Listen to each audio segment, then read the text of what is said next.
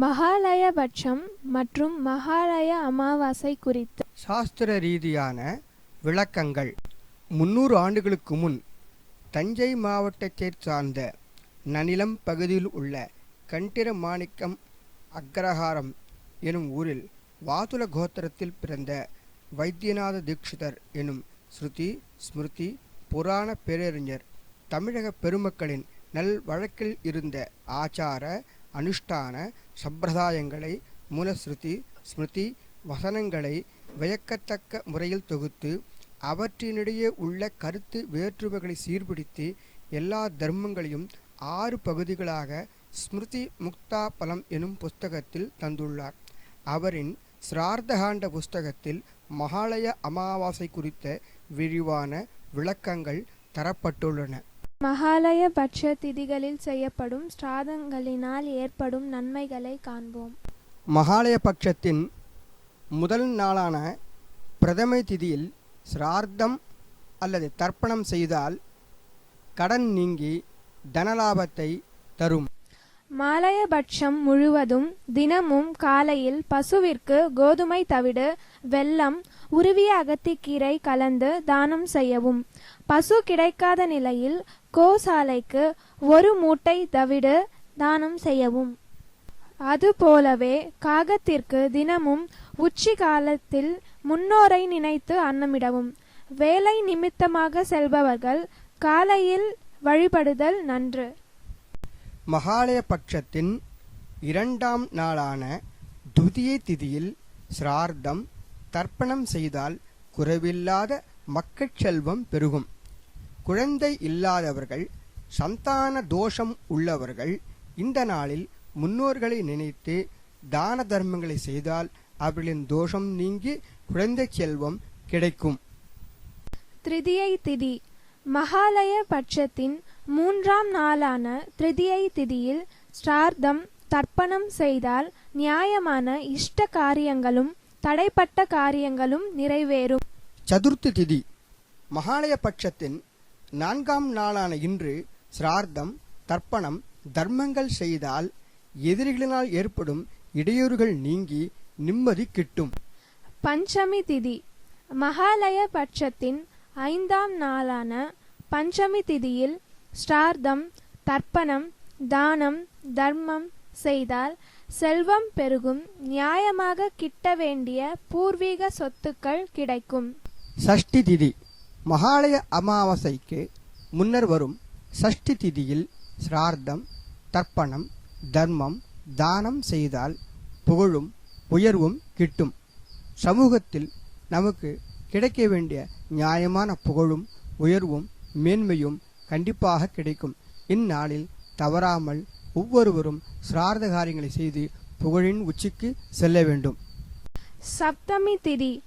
மகாலய பட்சத்தின் 7ஆம் நாளில் வரும் சப்தமி திதியில் ஸ்ரார்த்தம் தர்ப்பணம் தான தர்மம் செய்தால் முன்னோர்களின் ஆசியால் வேலையிடத்திலும் சமூகத்திலும் தலைமை பதவி அடைவார்கள். மேலும் நீண்ட நாட்களாக தடைப்படும் தலைமை பதவி கிட்டும். அஷ்டமி திதி. மகாலயபட்சத்தில் இடையில் வரும் அஷ்டமி திதியில் சிரார்த்தம் செய்தால் புத்தி பெருகும், மேன்மை அடைவார்கள். மேலும் இந்த நாள் மத்தியாஷ்டமி என்றும் அழைக்கப்படுகிறது. இத்தினத்தில் காணாமல் போனவர்களுக்கு சிரார்த்தம் செய்தால் புண்ணியம் கிட்டும். நவமி திதி. மகாலய பட்சத்தில் வரும் நவமி திதியில் ஸ்ரார்த்தம் தர்ப்பணம் தான தர்மம் செய்தால் இல்லற வாழ்வில் நல்ல கணவன் மனைவி அமையும். அமைதியான சாந்தமான வாழ்க்கையில் குடும்ப ஒற்றுமை மேலோங்கும். திருமண தடை நீங்க இந்நாளில் முன்னோர்களுக்கு வழிபாடு செய்தல் நன்று. மகாலய பட்சத்தில் வரும் நவமி திதியானது அவிதவா நவமி என்றும் அழைக்கப்படுகிறது. தசமி திதி. மகாலய பட்சத்தின் 10ஆம் நாளான தசமி திதியில் ஸ்ராத்தம் செய்து முன்னோர்களை வழிபடுவதால் அவர்களின் ஆத்மா சாந்தி அடைந்து அவர்களின் ஆசியினால் நமது நியாயமான நல்ல விருப்பங்கள் நிறைவேறும். ஏகாதச திதி.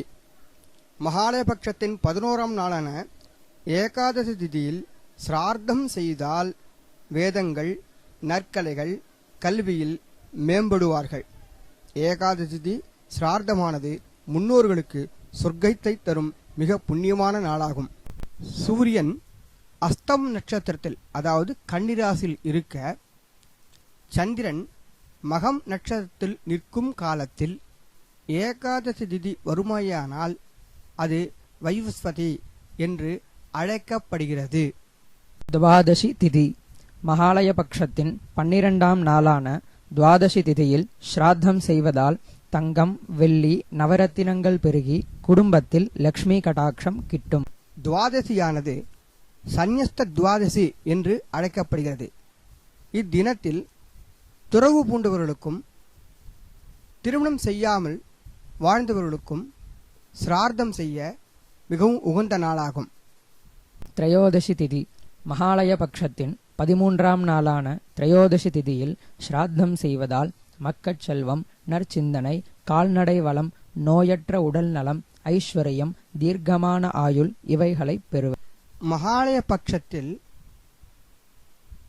சூரியன் உத்திரம், அஸ்தம், சித்திரை, அதாவது கன்னிராசியில் நிற்க, சந்திரன் மகம் நட்சத்திரத்தில் நிற்க வரும் திரையோதச திதியானது கஜச்சாயா என்று அழைக்கப்படுகிறது. கஜச்சாயா அன்று பித்ருவர்க்கம் உட்பட தாயார் வர்க்கத்திற்கும் அன்று செய்ய வேண்டும். வெறும் பித்ருவர்க்கத்திற்கு மட்டும் செய்தல் கூடாது. சதுர்தசி திதி மகாலய பட்சத்தின் 14ஆம் நாளான சதுர்தசி திதியில் ஸ்ராத்தம் செய்வதால் ஆயுள் விருத்தியடையும். மகாலயத்தில் வரும் சதுர்தசி திதி சஸ்திரஹத சதுர்தசி என்று அழைக்கப்படுகிறது. அந்த திதியில் ஆயுதங்கள் மற்றும் விபத்தில் துர்மரணம் அடைந்தவர்களுக்கு ஸ்ராத்தம் செய்ய மிகவும் உகந்த நாள். மகாலய பட்சத்தில் சந்திரன் பரணி நட்சத்திரத்தில் நிற்கும் நாளானது மகாபரணி என்று அழைக்கப்படுகிறது. மகாபரணியில் சிரார்த்தம் செய்வது கயா சிரார்த்தத்திற்கு சமமானது என்று சாஸ்திரங்கள் கூறுகிறது. வியதிபாத ஸ்ரார்த்தம் பிரதி மாத வியதிபாத ஸ்ரார்த்தம் புண்ணியமானது. மகாலய பட்சத்தில் வரும் வியதிபாத யோகத்தில் ஸ்ரார்த்தம் செய்வது மிகவும் புண்ணியமானது. மகாலய அமாவாசை மகாலய பட்சத்தின் மிக முக்கியமான நாளான அமாவாசை அன்று குதபகாலம் அல்லது அபராண காலத்தில் சிரார்த்தம், தர்ப்பணம் செய்தும் தானங்கள், தர்மங்களும் செய்தும் பித்ருக்களை திருப்தி செய்யலாம். பித்ருக்கள் திருப்தியடைந்து ஆசீர்வாதம் செய்வார்கள். மேலும் சகல பாவங்களும் நீங்கி இஷ்டமான அனைத்தும் கிட்டும். அன்று தவறாமல் அருகில் உள்ள ஒரு வேத பாடசாலையில் பயிலும் மாணவர்களுக்கும் ஆதரவற்றோர் இல்லத்தில் உள்ளவர்களுக்கும் அன்னதானம் செய்தல் மகா புண்ணியத்தை தரும். மகாலய பட்சம் என்றால் என்ன? விருத்தமனு பாத்ரபத மாசத்தின் கிருஷ்ணபக்ஷம் சூரியன் கன்னிராசியில் இருக்கும் பொழுது அது மகாலயம் எனப்படும். பாத்ரபத மாசத்தின் கிருஷ்ணபக்ஷத்தில் 16 திதிகள் எவையோ அவை கன்னியா மாசத்துடன் சேர்ந்து இருந்தால் அவை ஸ்ராத்தத்திற்கு உரிய காலமாகும். அது மகாலயம் எனப்படும். அவ்விதம் கஜச்சாயா என்றும் சொல்லப்படும். ஆஷாட பூர்ணிமையில் இருந்து 5வது பட்சம் ஸ்ராத்த காரியங்களில் பிரசஸ்தமாகும். 5வது பட்சத்தில் ஸ்ராத்தம் செய்தால் புத்திரர்கள், ஆயுள், ஆரோக்கியம், அதிக ஐஸ்வர்யம் இவைகளையும் மற்றும் விரும்பிய காமியங்களை அடைவான் என்று ஜாபாலி பலஸ்ருதியில் கூறுகிறார். பிருஹன்மனு தனது ஸ்மிருதியில் ஆஷாட பௌர்ணமியை முதற்கொண்டு 5வது பட்சத்தை அடைந்தவராய் வருந்திய பித்திருக்கள் பிரதிதினம் அன்னத்தையும் ஜலத்தையும் விரும்புகின்றனர். ஆஷாட பௌர்ணமியை முதற்கொண்டு எந்த பட்சம் 5வதாகுமோ அது ஸ்ராத்தத்திற்கு மிகவும் உகந்த காலமாகும் என்று பிருஹன்மனு கூறுகிறார். எவன் ஆஷாட பௌர்ணமியிலிருந்து 5வது பட்சத்தில் சூரியன் கன்னிராசியில் நிற்கும் காலத்தில் ஸ்ரார்த்தம் செய்கிறானோ அதனால் அவனது பித்ருக்கள் ஒரு வருடம் முழுவதும் ஸ்ரார்த்தம் செய்த திருப்தியை அடைந்து ஆசிர்வதித்து யமப்பட்டணம் திரும்புகின்றனர் என நாகரகண்டம் ஸ்மிருதியிலிருந்து கூறப்பட்டுள்ளது. ஹஸ்த நட்சத்திரத்தில் இருக்கும் பொழுது யமதர்மராஜன் உத்தரவினால் விருச்சிக மாசம் அதாகில் கார்த்திகை மாதம் துவங்கும் வரையில் பித்ருக்களை பூலோகம் சென்று புத்திரர்களுடன் வசிக்கும்படி செய்கிறார். இக்காலத்தில் யமப்பட்டணம் சூன்யமாக இருக்கும் என மாதவீய கிரந்தத்தில் கூறப்பட்டுள்ளது. பூலோகத்தில் வசிக்கும் பிதர்களுக்கு அன்னம், நெய், தேன், எள், பாயசம் இவைகளுடன் குளிர்ந்த ஜலத்தால் ஸ்ராத்தம் செய்து திருப்தி செய்விக்க வேண்டும் என ஆதித்ய புராணத்தில் கூறப்பட்டுள்ளது. இக்காலத்தில் ஸ்ராத்தம் செய்யாவிடில் பித்ருக்கள் மிகுந்த பசியுடன் சாபத்தை அளித்து யமலோகத்தில் திரும்புவர். வாரிசு இல்லாதவர்கள், மனைவியை இழந்தவர்கள், கணவனை இழந்த பெண்மணிகள், திருமணம் ஆகாத பிரம்மச்சாரி ஆகியோர்கள் மகாலய அமாவாசை அன்று தர்ப்பணம் செய்து முன்னோர்கள் வழிபட்டும் வேத பாடசாலை ஆதரவற்றோர் இல்லங்களுக்கு அன்னதானம் செய்தும் வழிபட வேண்டும். மகன் உள்ளவர்கள் சுமங்கலியாக இறந்த மனைவிக்கு செய்யக்கூடாது.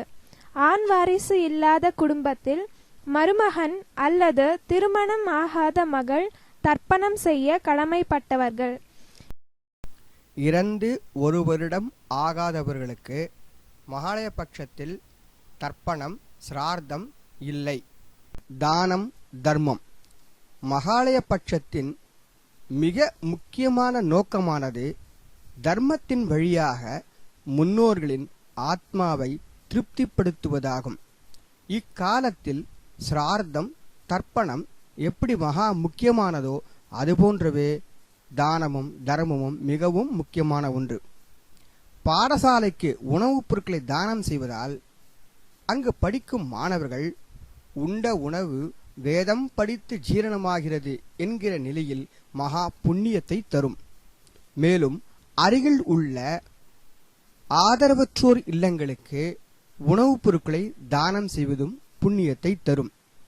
மேலும் கிராமத்தில் உள்ள மிகவும் ஏழ்மையான நிலையில் வாழ்கின்ற கோயில் பூஜாரிகளுக்கும் பிராமணனுக்கும் அரிசி, வாழைக்காய், உணவுப் பொருட்களை தந்து தான தர்மங்கள் செய்து புண்ணியத்தை தேடிக்கொள்ளுமாறு வேதங்களும் ஸ்மிருதிகளும் கூறுகின்றன. வேத பாடசாலைக்கு உகந்த தானம்: தலை துவட்ட துணி, உடை, வேஷ்டி, போர்வை, பாய், குளியல் சோப், பற்பசை, புத்தகம், ஸ்லேட், சாக்பீஸ், நோட்புக், பேனா, பென்சில், ரப்பர் போன்றவற்றை தானமாக அளிக்கலாம். தட்சணை: மகாலய பட்சத்தில் தர்ப்பணம் செய்து வைக்கும் புரோகிதருக்கு தருவது தட்சணை. அது தானம் அல்ல. மகாலய பட்சத்தில் படிக்க வேண்டிய புராணங்கள்: கருட புராணம், சிவ விஷ்ணு புராணம். இந்த மாலயபட்ச தொகுப்பிற்கு தேவையான ஆதார நூல் தந்து உதவிய காஞ்சிபுரம் ஸ்ரீ சங்கரபடத்திற்கு நன்றியை தெரிவித்துக் கொள்கிறேன். மிகவும் தர்மசிந்தனுடன் இந்த தொகுப்பானது உருவாக்கப்பட்டுள்ளது. அனைவரும் பயன்பெற்று நல்வாழ்க்கை வாழ்ந்திட எல்லாம் வல்ல இறைவனை பிரார்த்தனை செய்வது ஸ்ரீ தணிகை பஞ்சாங்கம். சுபம், மங்களம்.